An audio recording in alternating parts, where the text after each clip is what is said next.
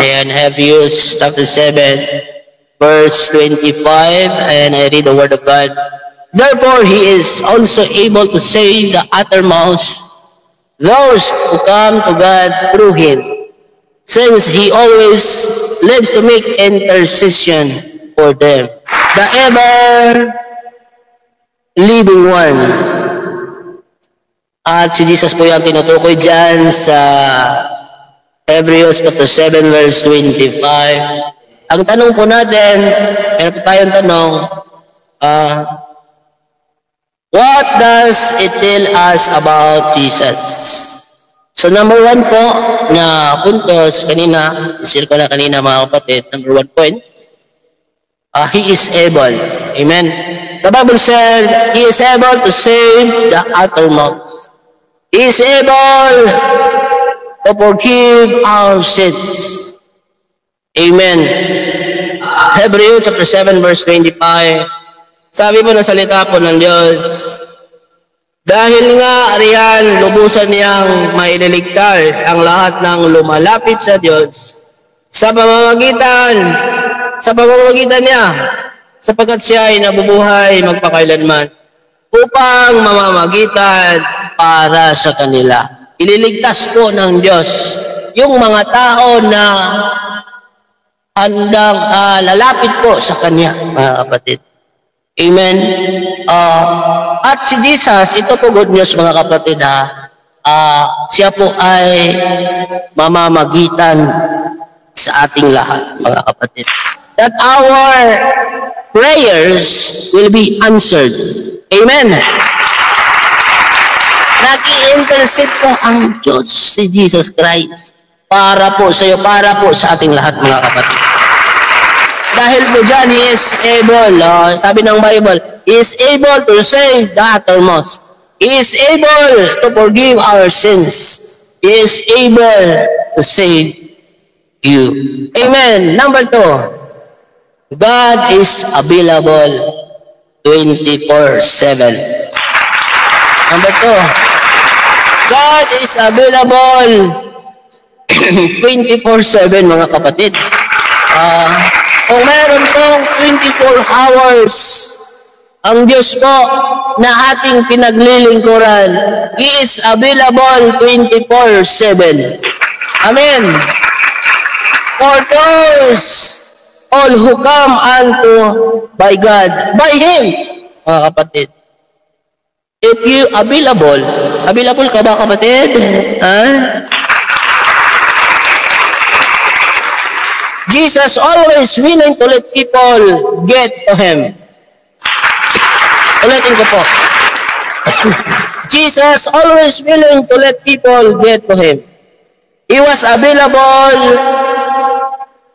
para po sa atin, mga kapatid. Available po siya. Jesus is available to you and me today. Amen. He is available 24/7 to you and to me. Sabi po ni Jesus, call unto me and I will answer you. Amen. He is available to you and to me today. Even if we have neglected Him, even if in the past we have rejected Him. Sabi po ng Biblia, mga kapatid, all who call will find Him available. Sabi po yan ng Romans, in the book of Romans, chapter 10, verse 9. And we jump up to verse 13, mga kapatid. Yan po ang number 2 point, mga kapatid. He is available para po sa ating lahat. And number 3, what does it tell us about Jesus? Number 3, He is alive. Wow! Last week, we celebrate the goodness of God. We celebrate Holy Week, mga kapatid. And we know Jesus Christ, our Lord, our Savior in our lives. We know that He is alive. Amen. He is alive.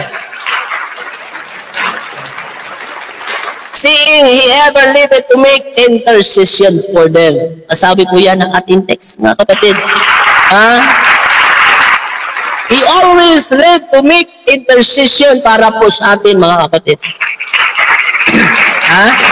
Yan po sabi ng Biblia, mga kapatid, siya po yung nag-i-intercede para po sugutin tayo. Di ba? Para po ma-answered prayer po ang ating mga prayer. Siya po yung nag-i-intercede. At salamat po sa Panginoon dahil po lahat po ng mga panalangin natin ay sinasagot na tinutugon. Amen. The finished and the unfinished work of Christ. His work of redemption was finished at the cross. Ayan. Kaya po tayo nagpapasalamat sa Diyos, mga kapatid, as we close to this message, mga kapatid. Ako po yung magsasabi, the Savior who is sufficient for us all, mga kapatid.